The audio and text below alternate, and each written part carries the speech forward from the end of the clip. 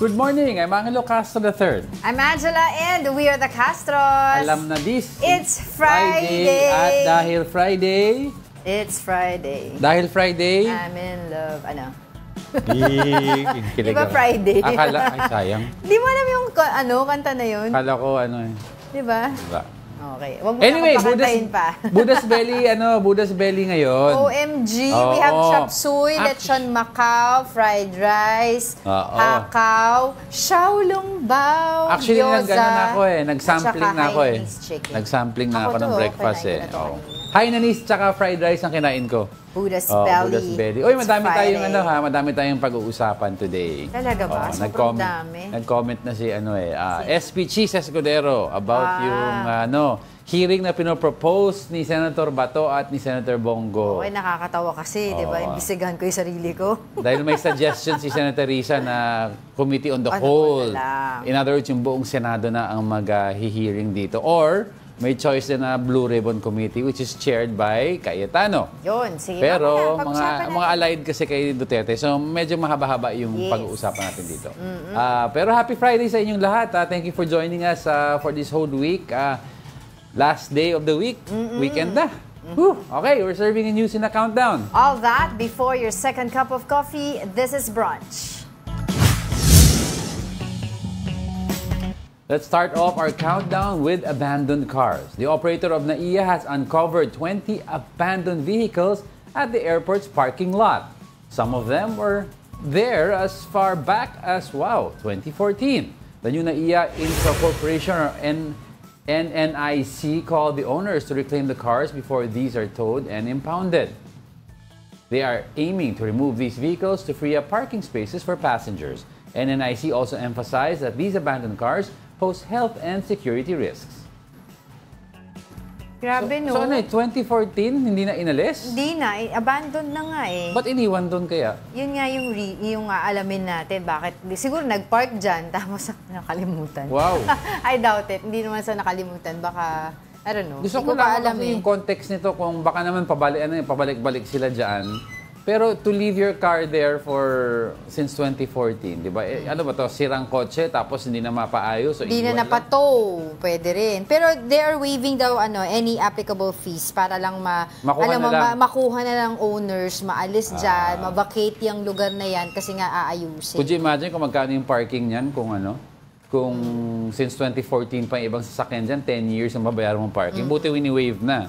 Pero may grace period. I was reading about it. Pero hindi nila sinabi kung hanggang kailan yung grace period. Yung grace period na yun ay hanggang dun na lang. So pag hindi pa kinlaim nitong mga owners na to, wala, titow na nila yan. 10 years. I-impound na nila yung mga sasakyan. Namangha ako dyan, nanay. Ako din. Kasi alam mo namang... Pero kailangan nila imbestigahan yan kasi baka mamaya, di ba, ilan sa mga sasakyan ginamit sa crime. Sa crime or baka iba, nakaw na tinago dyan, na sinubukan ibenta. Nakarnap. Yan yung mga ibang... Sabi mo, in-involve sa crime, tinago na lang. Pwede, di ba? So they really need to investigate. Bago sana i-release nila. Pwede naman simpleng dahilan, nasira, hindi na kaya ipato. Pero hindi nakalimutan. 20 vehicles nasira. But there are plenty of possibilities. So, importante maimbestigahan din. Bakit iniwan doon? Kaya nga Oo. Alright, let's continue with our countdown. Next in our countdown, at least 47 more Filipinos from Lebanon have been repatriated. They arrived in the country yesterday afternoon. Most of them suffered trauma from the continuous bombings in Lebanon. Aside from financial assistance, the Migrant Workers Department will also provide psychosocial services. The Foreign Affairs Department, meanwhile, admits difficulties in rolling out chartered flights. Hindi abot ng 10%. Kasi po, kailangan natin maintindihan, ating mga kababayan sa Lebanon, para sa kanilang tahanan nila yon. At by the way, alert level 2 yung Lebanon simula ng 2006. Sa madaling salita, hindi tayo nag-deploy doon. So, karamihan ng mga Pilipino doon walang legal papers. Yun. Yung pinag-uusapan natin dito, di ba? Di ba sinasabi natin sana kasi since may gulo, dapat hindi na pumapayag mag-deploy. Yung pala, alert level 2 na pala at hindi since na tayo 2016. So we're not deploying anymore and yet pumapasok sila doon. So malamang umiikot sila through the other sides of the border. Pwedeng through Jordan, through Egypt, 'di ba? To Israel ang biyahe nila, mga undocumented. Pero yun nga, sinasabi naman ng government, 'di ba? Undocumented or not, 'di ba? Papalabasin sila. Punta kayo, 'di ba, sa embassy, makipag-ugnayan kayo sa embahada ng Pilipinas para matulungan kayo ma-repatriate, 'di ba? Makaalis, ma-evacuate. And no less than the Lebanese government naman said na kahit undocumented ka, they'll give you exit papers. Exactly. Ayusin nila para ma-clear lang yung mga tao at maging safe sila. Oo. Yung iba naman na nagkakaroon ng problema ng mga foreign domestic workers dyan ay yung release papers from the Lebanese authorities, 'di ba? Yung sa mga pinagtatrabahuhan nila, especially yung sa mga under kafala system, 'di ba? Pinag-usapan na natin 'yan dito na may mga instances, may mga reports tayong nakita na may mga kababayan tayo or ilang mga foreign domestic workers ang kumbaga inabandon doon sa bahay ng empleyado. Iniwan para to hold the fort kuno. Yes, or inabandon sa kalye, 'di ba? Yun yung mga kasi ang kafala system kasi is for them parang ownership. Yes. Oo, parang you own a pet. You own a pet dog, pet cat, ganun ang kafala system. Yung ang tawag doon, yung passport and other papers nasa yan. Kaya sa minsan otoridad. yung mga kababayan natin dyan abroad na under the kafala system, minsan kinukulong pa yan sa kwarto. Oo. Pero ayun nga, no, so at least may mga ilang mga Pilipino na yung napauwi dito and hopefully mas marami pa. 'Di ba? Kasi nga sabi nga dito nagkakaroon sila ng problema doon sa mga chartered flights. So sana nga makakuha na tayo nung yung sa atin talaga. Yes, 'di ba? Parang ginawa ni although this is a different situation ni former DILG Secretary Benhur Abalos, 'di ba? Ang bilis. Kinuha si Alice Go, 'di ba? Saan ba siya? Sa Singapore. Naman yan eroplano ng friend niya. Hindi, Singapore ba or ano? Ay, sorry, sa Malaysia. Malaysia. Pero hopefully nga itong mga kababayan natin, going back to this issue, ay mapauwi na dito, mabigyan sila ng karampatang tulong, and wag na sana sila bumalik doon sa mga delikadong lugar. Alright, let's continue with our countdown. Coming in at the 8th spot is about the PUV Consolidation Program. The Land Transportation Franchising and Regulatory Board, or LTFRB, has reopened the program for 45 days. LTFRB said this decision is based on the Senator's request to extend the deadline for drivers and operators who failed to meet the program's deadline. Drivers and operators who will form a new cooperative will receive fuel subsidies of up to 10,000 pesos. The reopening of the program will last until November 29, and LTFRB emphasized that there will be no extension. Talaga ba?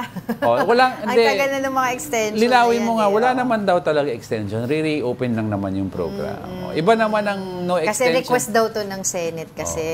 Re-reopen. Tapos kung request ng Congress, reopen na naman tayo. So, ilan ba talaga yung mga nakapag-consolidate na? Diba? Although case-to-case basis nga ngayon yung sa 40 days na extension na binibigay nila kasi dun sa ibang mga ruta, sinasabi nila hindi na pwedeng mag-form ng anong tawag doon, cooperative. Sumali na lang sila sa existing.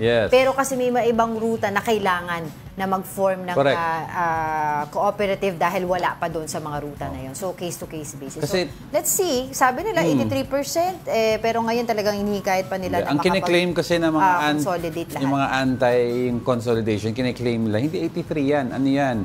Mas mababa. Mas mababa. Pero ang kiniklaim na nagsasabi ng 83% kasi ng LTFRB, you have to remember, yung pinagbabasihan ng mga antay na sinasabing imposible 83% kasi ang dami pang hindi nagko-consolidate. Yung ibang franchises na hindi nagko-consolidate, mga dead accounts na yon. In other words, naka-register pa rin sila, may active franchise pero hindi na bumabiyahe dahil may sira ang jeep, namatay yung driver, di ba? Or nag-retire na lang talaga pero hindi naman nag-register ng retirement. Active pa rin yung franchise niya. So, yun dapat hindi mo bilangin yon as hindi part of the hindi nakapag register kasi in the first place hindi na siya nagpa-apply ng mga ruta. Oo. So hindi siya counted dapat sa mga active na drivers. Pero isa pang issue na lagi nilang sinasabi, 'di ba, dinidiin nila yung route rationalization. Dapat mas nauna kasi maigi daw yun talaga, mas nauna yun kesa dito sa pagko-consolidate. Oo. Nako, napakahaba pa rin usapin itong PUV modernization program na ito. Aarangkada na ba ng tuluyan ito? Yan po ay hindi natin alam. But for the meantime, meron akong baon, Diego, dahil nakasungkit ng 2 gintong medalya, isang igorot sa isang Brazilian Jiu-Jitsu competition. Para bigyan ng mukha ang balita, Mobile Journal, Denise Valdesancho. Nagsakripisyo para makamit ang pangarap. Kilalanin natin ang kauna-unahang igorot na nakapag-uwi ng gintong medalya para sa bansa sa Brazilian Jiu-Jitsu.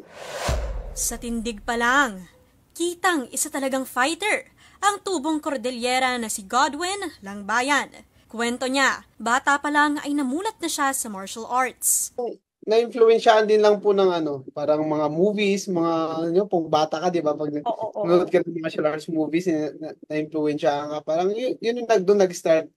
Yan, parang nainganyo ako sa wushu. Pagtuntong ng kolehiyo, lumalaban na siya sa larangan ng wushu. Yun nga lang, natigil ito ng halos 7 taon in the pursuit of a more stable income. Taong 2013 nang lumipat sa Japan si Godwin upang magtrabaho. Dito niya na rin natagpuan ng ibang klaseng uri naman ng martial art na Brazilian Jiu-Jitsu. Isang combat sport na na-develop around the 1900s. Kung ihahambing daw sa ibang tipo ng martial arts, other martial arts is more on striking art or yung parang suntukan at sipaan.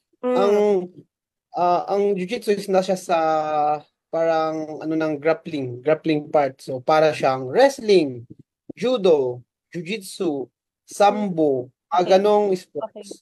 At 5 buwan pa lang matapos matutuhan ng sport. Sinabi ko magkukumpit ako sa professor ko, tumawa siya. Sabi na, seryoso ko ba? Kasi feeling ko dati, parang baka same lang to ng striking sports. Kaya lang, unang round pa lang ay natalo na si Godwin. Nang matapos ang kontrata sa kumpanya sa Japan, sumugal siya at itinigil ang karera upang seryosohin ang jiu-jitsu dito sa Pilipinas. 2016 noong nahanap siya ng Philippine Air Force at kalaunay naging parte na rin ng national team.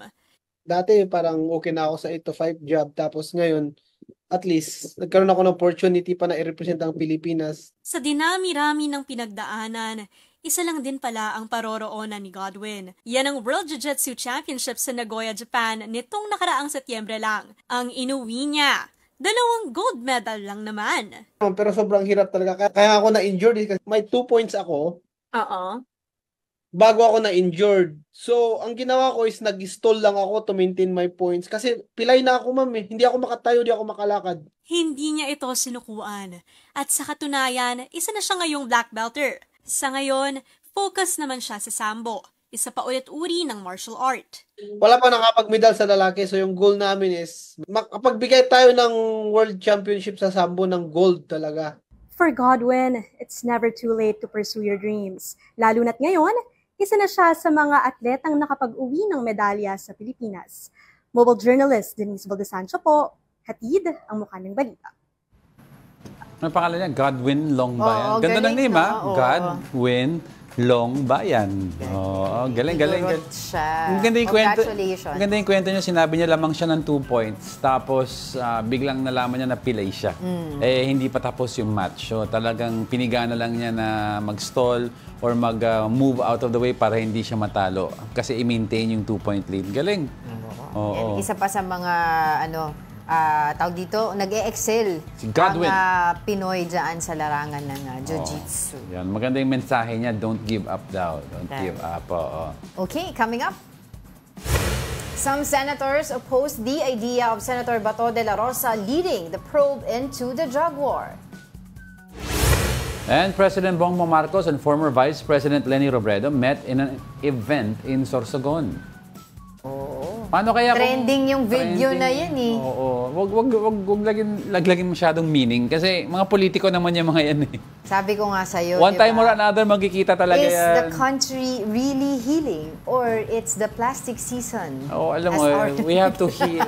Maganda mag-heal Joke lang. talaga ang country pero let's not also forget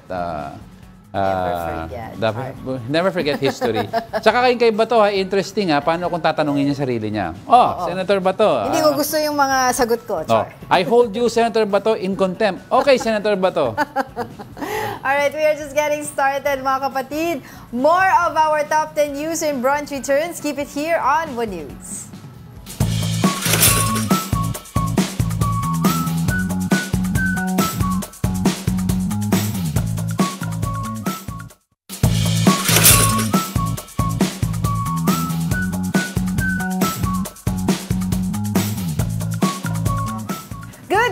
You're still watching Brunch here on One News. Sabi nga ni Ralph Domingo, it's BBF Day. Buddha's Belly Friday.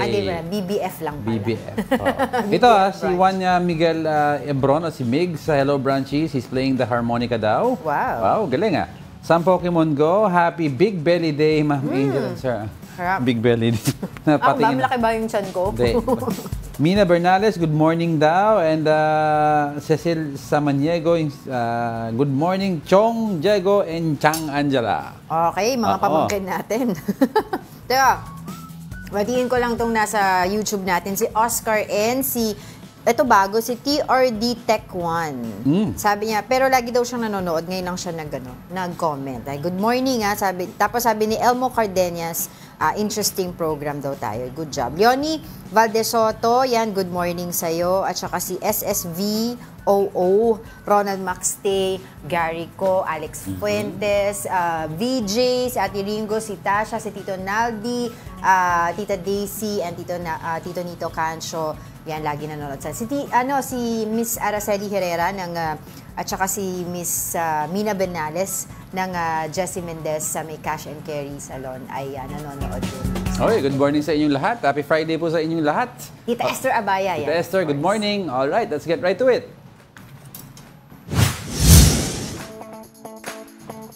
Served at the 7th spot are hungry Filipinos. The number of self-rated hungry families have increased in the third quarter.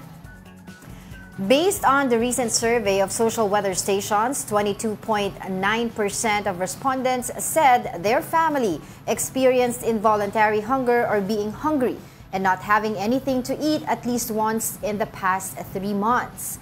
This is a jump from 17.6% recorded in a similar survey in June. This number is also the highest since the height of the COVID-19 pandemic in September 2020. 16.8% of them experienced moderate hunger or those who experienced hunger once of a few times in the past 3 months, while 6.1% felt severe hunger. I was checking on it kanina, yung isang mataas din na area ulit, no? Tumaas na area kung saan yun nga yung poverty rate or yung hunger rate doon ay mataas ay sa area ng Mindanao pa rin. So, we have to take a look at that, no? Kung ano yung mga factors influencing itong pagkakataon nito, itong hungry na mga kababayan natin or yung self-rated hungry families, ano? Siyempre, siguro doon, walang real access sa food, baka nag-increase yung population doon, walang trabaho, 'di ba? Yan yung mga ilang factors that sometimes you can take a look at yung self-rated hunger, pwedeng nakakakain ka naman ng 3 meals a day. Pero para makuha daw yung 3 meals a day, ginagapang mo talaga yan. As in, kunyari, ang lunch mo is, let's say lang sample lang para maintindihan nila for context, your lunch time is at 12 o'clock. As of 10 a.m. of that day, hindi mo pa rin alam saan mo kukunin yung pera to eat at 12 o'clock. So sometimes last minute may nakadiskarte sila, nakadilihensya sa. So that is part of hunger also, yung talagang hindi secure ang meal mo for the next day. You only secure your meal for lunch. Tapos pag dinner, hindi mo pa rin na naman alam kung makakakain ka ulit. Exactly. Yan po ang sitwasyon ngayon nangyayari sa karamihan sa atin out of the metro. Exactly. Oo, nakikita mo lang kasi naman sometimes dito, nagreklamo tayo, paano naman next week ko? May ibang tao, pinag-uusapan, paano yung mamaya? Yan ang nagiging problema din natin. Of course, yung inflation, di ba? Pagtaas sa mga bilihin, yan isa sa mga number 1 din o isa sa mga factor that we could consider bakit nagkakaroon ganito ng pagtaas, di ba, ng self-rated na hungry families. And of course, can you see, di ba, kanina pinag-uusapan natin off-air na you will see a lot of mga politicians 'di ba, sa mga local government units as well, sa national post na namimigay ng mga iba't ibang klaseng ayuda. Napakarami nating ayuda ngayon. We have AIX, we have 4Ps, we have Tupad, etc. And yet, we see these people, diba? Itong mga kababayan natin na pataas ang pataas yung mga numbers nga ng mga nagugutom. Para ka kumain lang daw ng 2 cup ng rice, tsaka isang ulam na paghahatian ng pamilyang 5 nahihirapan. Exactly. Bakit daw may mga ibang politiko kung mag-arkila daw ng bahay. Safe houses. Mamaya. Hindi, sinasabi ko lang. Wala naman ako sinabi kasama sa accountant. Ba't sino pa pinag-uusapan ko? Oo nga. Pero tama ka naman dun. And alam mo na, di ba, chain reaction Sorry, yan. Kapag may mga nagugutom, anong kasunod niyan? Di ba? Malnutrition. Di ba? Yung mga kababayan na naman natin ng mga kabataan na tataas na naman yung bilang ng mga malnutrition. Hindi siya na namumulitika o anything. Basta we're just calling it as it is. Yan ang nakikita mo. Ito ginastos mo, 8 million, 10 million para sa renta ng mga bahay. Pero itong isang pamilya, ginagapang in 3 days, mga ganon. In 3 days. Breakfast, lunch, and dinner, ginagapang nila. And yet, ito din, pinag-uusapan natin to everyday, di ba? Kahit na papunta pa lang tayo dito o pauwi tayo. Yung mga maraming nasisira na mga gulay, ay, diba? Tatapon na lang nila. Tatapon lang, tapos yung mga isda na rin na halos ipamigay na tapos wala naman kumukuha. May hunger tayo. We have, ang taas may hunger tayo, and yet, one time, nagtapon tayo ng squash. Diba? May time na nagtapon tayo doon mga squash mga pumpkin. Tapos isang beses kamatis tinapon natin sa kalye. Yung mga isda, naalala mo yung sandamakmak na isda. Hindi alam kung saan ibibigay daw. Oo. Nakikita mo talaga yung anong tawag doon, Diego, yung forecast. Diba? Tapos yung, of course, yung distribution ng mga pagkain. So, huwag niyo sasabihin walang pagkain. Agricultural cost, etc. Pag libre na ang pagkain, hindi na umaabot sa tao. Pero pag may bayad, tsaka lang umaabot, hindi. Ang daming surplus Tinatapon na lang natin. Sana umabot na lang yan, di ba? Sa mga kababayan natin. Totoo yan. Okay. Okay, sige, let's continue with our countdown.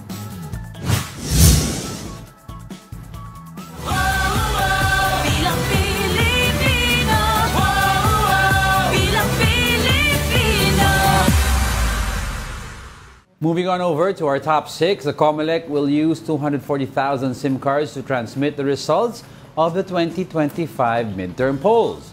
The poll body tapped a company called I1 for secure electronic transmission services. I1, in turn, is working with the country's 3 telcos to provide the SIM cards. 120,000 will come from Smart, and the remaining 120,000 will be split between Globe and Ditto. COMELEC says they put in safeguards to ensure the integrity of the results that will be transmitted. Nako, pag tapos na kayo sa SIM card, baka tapon niyo yan. Baka alamin natin ano ba yung procedure niyan, di ba? Hindi na registered. Ay, na-transmit, so para siyang broadband SIM card. Yes, hindi naman siya yung pang text-text na yan. Pero 240,000, malaki-laki yan. That will cover daw supposedly itong whole midterm polls sa 2025.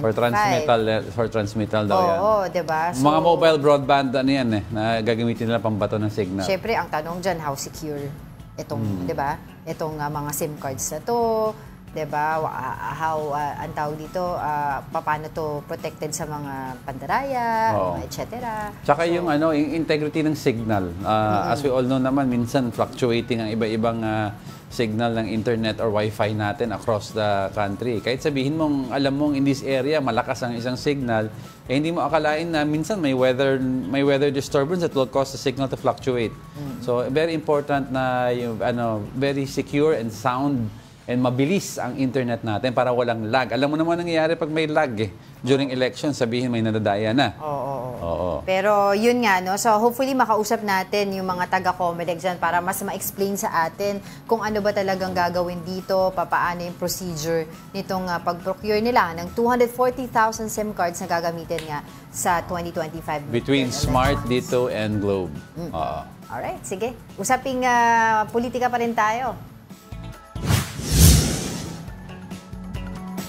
On our top 5 is Chavit Singson. The former Ilocos Sur governor shares the reasons behind this senatorial bid. In an interview with The Big Story, Singson said his candidacy was driven by a desire to serve the public, particularly PUV drivers. He also expressed his intention to streamline government transactions amid bureaucratic red tape. I am doing this for the people, for the drivers. So, this is the story. Now, when I said that I will do it, I'll provide all, zero interest, no down payment, No collateral? no collateral, guaranteed only by the LGUs. Sure, magandang ano yan, magandang if matupad yung ganyang klaseng programa, zero interest, di ba? No down payment, walang collateral. Paano kayo safeguard kung hindi makabayad? No? Hindi kaya malugi LGU? Yes, yun din. Isa yun sa mga titignan natin. And this is not the first time na naghangad ban si former Governor Chavit Singson ng National Post. Kasi di ba medyo sanay tayo lagi ng siya, local governor. Alam ko tumakbo na ata siya, I'm not sure, na tumakbo ata siya senator before or was it party? I don't remember it.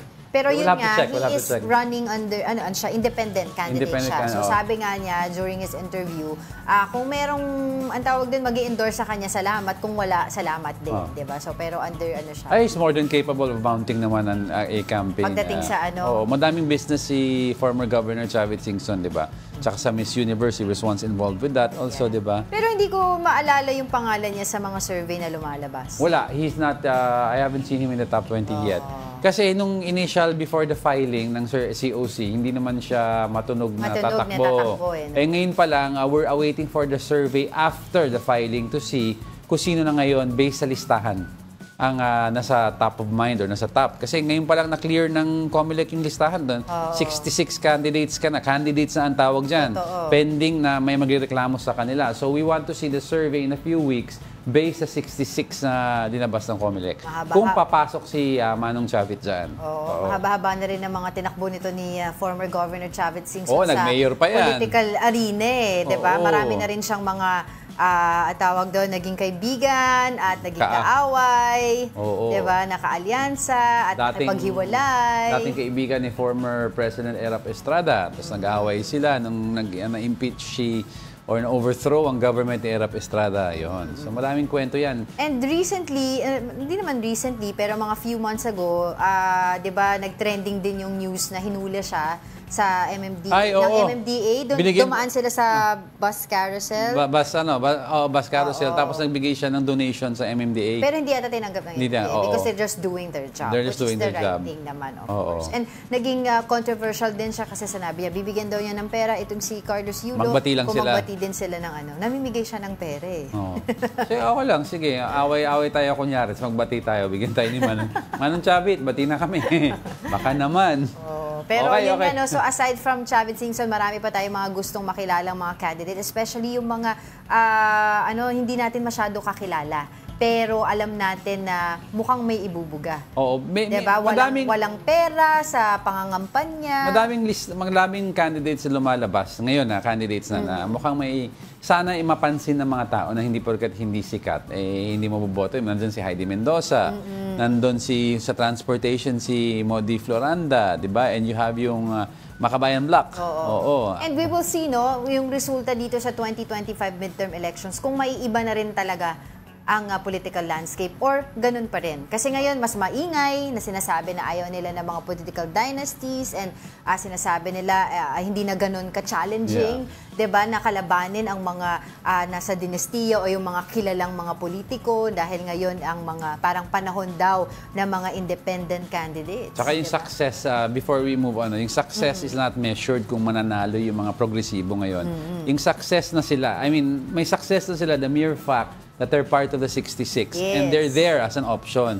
It's up to the people na lang whether mapansin nyo yung mga mga candidates na ito na worthy of your vote. Remember, di ba? Remember, alalahanin natin, 12 lang ang pagbobotohan yan. 12. So, sige, gusto nyo bumoto ng sikat, boto kayo ng 4-5 sikat na gusto nyo. Tsaka pero give them a chance also. Alamin natin ano ba talaga yung tinatrabaho ng bawat posisyon na tinatakbuhan. For example, kung senador ka or kongresista ka, ano ba yung main function mo, 'di ba? Ang gumawa ng batas, 'di ba, in legislation. Hindi tulong-tulong. Hindi yung magbigay ng ayuda. Ngayon kung trabaho mayor ka, Yun ang mayor. Doon sa local government unit. Yan yung mga, kasi minsan marami tayong mga naririnig na mga kandidato, gusto kong tumulong, gusto kong magbigay ng ganito, okay, ganyan, tumulong ganyan. in the form of legislation. Oo, di ba? Yes. Yan yung mga alamin po natin yan. Pero mas marami tayong mapag-uusapan tungkol sa eleksyon na yan sa susunod pa mga araw. But for the meantime, syempre silipin pa natin yung iba pang nasa countdown natin today. Still hot at the fourth spot is about the budget of the Office of the Vice President. House lawmakers further scrutinize the OVP spending of its confidential funds. This after they learned that Vice President Sara Duterte's office spent 16 million pesos in just 11 days. Receipts from the OVP to the Commission on Audit or COA revealed that they spent up to 1 million pesos to rent a safe house. COA admitted to have no knowledge about the safe houses the OVP rented since they used their secret funds for this. House Committee on Good Government Representative Joel Chua criticized the OVP for seemingly spending on safe houses that are more expensive than a luxury resort. Hindi po ba kayo nagtaka na sobrang mahal nun, yung 1 million in just 4 days? Anong klase pong safe house to? May swimming pool po ba tong safe house? May wifi? Sa BGC? May pakikita po ako sa inyong isang resort sa Shangri-La. Shangri-La, Boracay. Per night po nito is 22,500. This is a high-end luxury resort. It is just 25,000 per day. As compared po natin dito sa 1 million. Ngayon yung 11 days na binabanggit, hindi po kasi meron pang bagong may computation din dito. Iba pa to eh. Iba pa to. In computation ito, in December 2022 alone rental payments total daw 8.75 million. Pero it might not be staggering sa inyo. Take note of the days. 3.7 million for December 27. Isang araw lang yan. 2.6 million for December 28. Isang araw din yan. 2.4 million for December 29. Isang araw din yan. So kung ito total mo daw yan, di ba, 8.75 million pesos from December 27 to December 29. Tatlong araw yan. Wow. 8 million for 3 days. Oo, grabe. Ito nga lang, di ba, tignan mo lang yung isang safe house. Although hindi pa nila sinasabi kung some particular safe houses yan, di ba? Sa isang safe house lang dito, sinabi nila 250,000 a day. Nagstay sila doon ng 4 days. So, nagbayad sila ng 1 million. Yun na lang. And yet, we are talking about yung mga kababayan natin na nagugutom. Can you imagine? Per day yan. Kahit sabihin mo pa na may entourage ang isang opisyal at kailangan ng mga pagkain, etc., hindi pa rin dapat 250,000. Alam mo, we understand naman na may function or mayroong kailangan ganapin ng role ang isang vice president. Pero the mere fact na ang daming nagugutom, and sana naman we're more prudent with the way we spend, di ba? Why can't we get something much, much cheaper? Daily yan, ha? Or itong ginasto sa safe houses na to, ito na lang yung binigay niya doon sa mga lumalapit sa kanya instead of referring them sa sa DSWD. Basta medyo yan. But diba? let's see. I don't know, pero walang sagot kasi pa naman ng OVP as of now. We want to get their side. Of course, all sides all the time, we want to get their side. Pero ito kasi medyo mga, 3 days if you're yan, wondering, kung yung mga kababayan natin, yung mga viewers natin wondering, saan nila nakuha yung figures na yan, di ba? Ito pong figures na to, nakuha mula mismo sa Commission on Audit, dun sa mga resibo na ibinigay ng OVP. Pirmado daw ng Vice President daw mismo. So, acknowledgement receipt. Galing yun sa opisina nila. Galing kay VP Sara daw. Yes. Pirma. So, may pinagbabasihan po yung pinag-uusapan natin ngayon ng mga figures. Ngayon, yung explanation nila kung tatanggapin natin o hindi, nasa sa atin yun. Diba? So far ngayon, wala pa silang ganun. Kahit sabihin nila, hindi. Kasi walang makakontak ngayon sa 8 million, 3 days. Madaming bahay naman yan. Sana naman, sige, madaming bahay. Baka magmura ang per day yan. Pero ang point is, sana binawasan nyo na lang para at least man lang yung 8 million hindi mo ginastos yan. I was wondering kung itong safe houses na to ay yung parehas na binabanggit nila nung unang mga budget deliberation na mga satellite offices ng OVP. Hindi ko alam kasi ito 3 days to eh. Iba to eh, no? Yung satellite offices ng OVP, these are offices, long-term rental yan eh. So hindi per day. Ito per day ang bayad nila eh.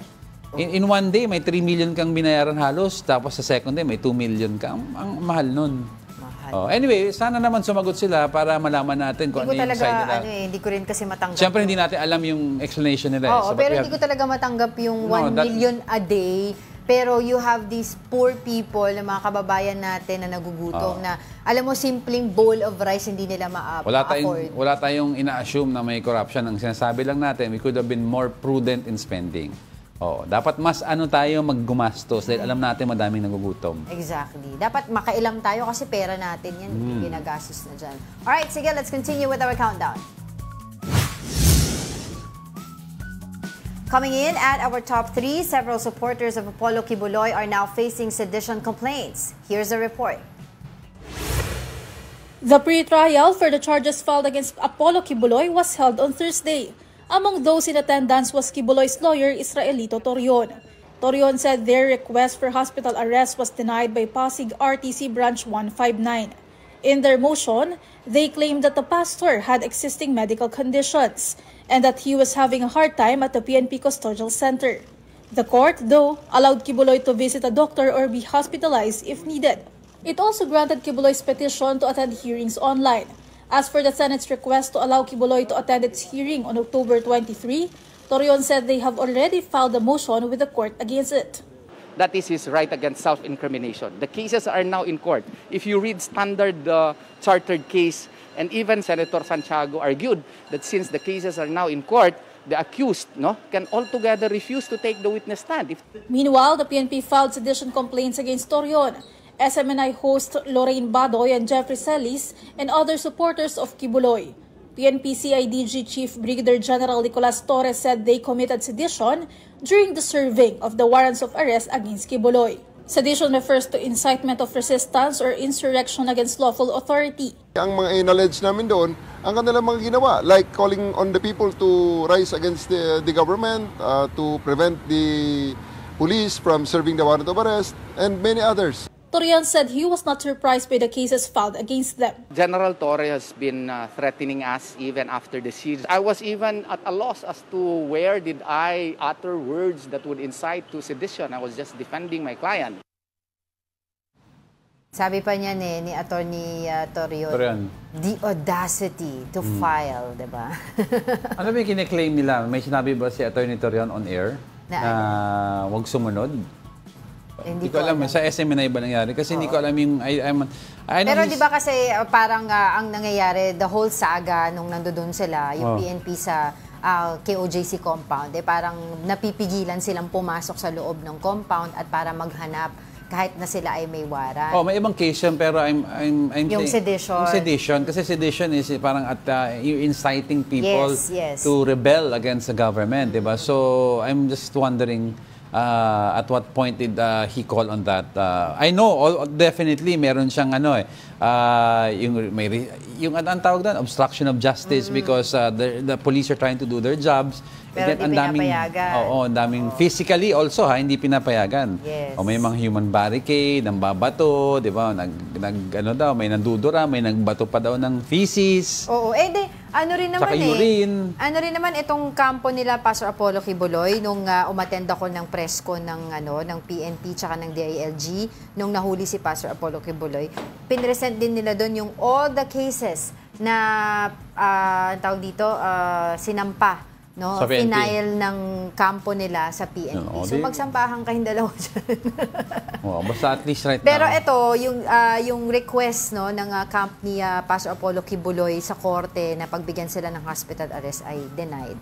Although pinagbigyan naman siya na tawag dito, kung kailangan mo hospital, edi hospital, pero he will still remain. And the PNP doctor will decide whether qualified daw siya, di ba? So ganun daw mangyayari. May aggravating circumstance nagtago ka. And ngayon din, meron din silang final, itong camp ni Kibuloy, na pinipigilan din, di ba, yung request ng Senate na umattend sila sa Senate hearing. Kasi yun nga, yung pinag-uusapan din natin dito the other day na ano pang sasabihin niya doon, may mga kaso na siya. The same statement na sinabi rin nila Alice Go, di ba, during the Senate hearing. Okay? Sige. Don't go away, we're not done yet. May dalawa pa tayo. Stay with us.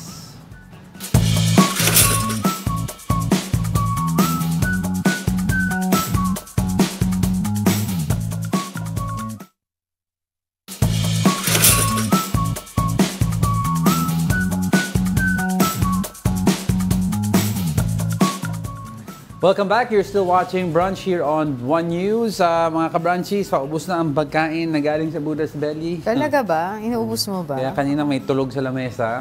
Nabusog. Ikaw si ba yun? Ben sila yan. Sabi niya nanonood daw siya. Love you, great tandem. Have been listening to your program since the beginning. Since the beginning of time? Since the beginning, since day one. Since the beginning of time. Sige. Okay. Let's move on.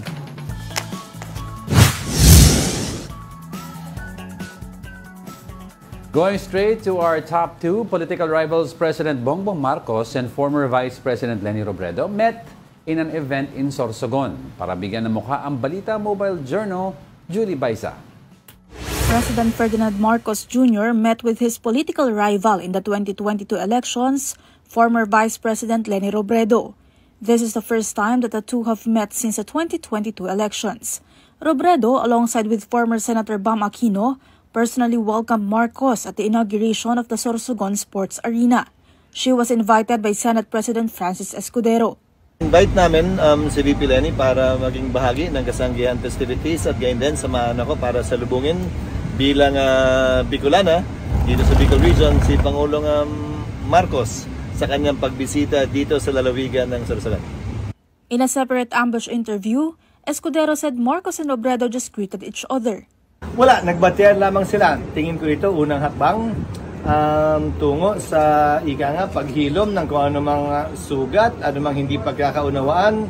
Dahil alalahanin ninyo, anumang debate o pagkakaiba namin ng pananaw ay politikal, hindi personal. So mas madaling maghilom yon, mas madaling maayos siguro yon. Kaya sa personal na bangayan at awayan ang nangyari. He recalled that this was the first time that three of them have been together in an event since the 2016 vice presidential race. Marcos, Escudero, and Robredo all fought for the vice presidency in 2016. So kaming tatlo actually may kasaysayan. Para sa akin, symbolic yun dahil sa sports arena kami nagkasama-sama, an odd trio, di ba? At siguro magandang pagpulutan ng aral ng mga politiko yung nangyari pa sa Sports Coliseum ng Sorsogon. Ika nga, sa karera ng politika, alalahanin natin yung pagiging sportsman, yung pagsunod sa rules and regulations, at yung pagtanggap ng maluwag kung sino ang magwawagi mananalo ng medalya man o sa kasong ito sa halalan. The Vice President was supposed to share the stage with Marcos to watch the dance performance. However, she had to attend another event in Naga City. The Senate President explained that in fact, Robredo just waited for President Marcos to arrive before leaving for Naga. Mobile Journal Julie Baiza, We Are One News. I agree, it's a start of healing. Pero si SP Escudero can't forget also that healing also has to be done na pag-usapan natin ang history. Diba? Kasi one camp ni PBBM will always claim their side of the story, and then the victims of martial law also have their own side of the story. And healing will only begin in this nation when both camps are able to sit down together and to talk about what transpired in the past para hindi na maulit, diba? And how to resolve this issue. Totoo. So it is, I agree, hindi personal ang direct away ni PBBM and ni former VP Leni. But there's a deeper issue that has to be discussed. And it involved a lot of people. That has to be resolved before we totally heal. At saka, di ba, ano ba ang gusto natin? Magkita sila, mag-isnaban. And I think it's just right. I mean, civil, being mga mataas na posisyon sa gobyerno at mga kilalang tao na magpakita ng example na pag nagkita, di hello, cordial interaction. Hindi, at saka in fairness naman, wala naman direct fight sila like si PBBM. Yung ano lang, yung eleksyon. Mas malala kasi yung direct fight ni PRRD at PBBM, that is name-calling at nagbabatuhan ng putik. Yes, ito, they're talking about issues. Which they're not stooping down to a personal level. They're talking about claims of issues based on politics or the history of this country, which sana pag-usapan na rin natin. Saka ano lang yan tatlo lang yan. Una, cordial interaction. Pangalawa, baka nga the country is starting to heal. Pangatlo, it's just, campaign season. We all know naman din kung ano yung baluarte ni former Vice President Leni Robredo, which is the Bicol region. And right now, merong senatorial slate ang PBBM administration na pwede ding humingi ng suporta from that area. And We all know naman yung nangyaring a few months ago, a few months ago ba yun? A few weeks ago na pagkikita o pagbisita ni pagbisita ni Vice President Sara Duterte kay former Vice President Leni Robredo. Ewan ko anong kinakagulat ng mga tao. It's because alalaan niya, si former Senate President Juan Ponce Enrile is in the cabinet of PBBM. For historical context, i-google nyo na lang kung anong role ni Senator Enrile nung EDSA Revolution, di ba? So, doon pa lang dapat magulat ka na eh. Tsaka number 2, let's remember si PBBM and si VP Leni, ang style of governance nila or yung political style nila, statesmen and stateswomen. Never attacking. Kasi nasanay tayo sa huling presidente natin. Ano siya, firebrand ang tawag diyan, iron hand, kamay na bakal. Ngayon, mga esteemed gentlemen and gentlewomen, 'di ba? So, pag magkikita, hindi mo mag-aaway yan. Totoo. Mag-irapan pa yung mga yun. Saka galang lang naman. Presidente siya. PBBM is the President of the Philippines. Tapos babae pa to. Babae pa to. Diba? Kagalangan lang yan. Well, ako talaga, lang yan eh. Kasi, campaign season. Ganda ng shirt ni Bam. Maganda ba? Pink. Habang kinamayan si PBBM, pink shirt. Alright, sige. Let's continue with our countdown. Still staying at the top spot is the drug war probe. Some senators opposed the idea of Senator Bato de la Rosa leading the parallel investigation into the controversial war on drugs. What is de la Rosa's reaction to this? Let's find out in this report. Should the Senate let Senator Bato de la Rosa lead the possible parallel investigation into the drug war? The chair of the Senate Committee on Public Order and Dangerous Drugs earlier proposed a probe into the program that he previously led as the Philippine National Police Chief. For Senator Risa Ontiveros, the Senate Committee of the Whole should investigate the drug war. Under this, the investigation is presided over by the Senate President and not by the committee chair. Senate President Chis Escudero also advised De La Rosa to refrain from leading the probe. Mas maganda siguro kung hindi sila mismo ang manguna ng komite yun para walang aligasyon na ito'y personal at hindi impartial at hindi fair. Yun ang haharapin namin siguro sa mga susunod na araw. In an interview with Storycon, De La Rosa did not oppose the proposals of his colleagues. Wala akong problema dyan. Okay ako doon. If talagang questionin nila yung aking motopropyo investigation na suspended investigation doon sa PDLX, then pag-usapan namin.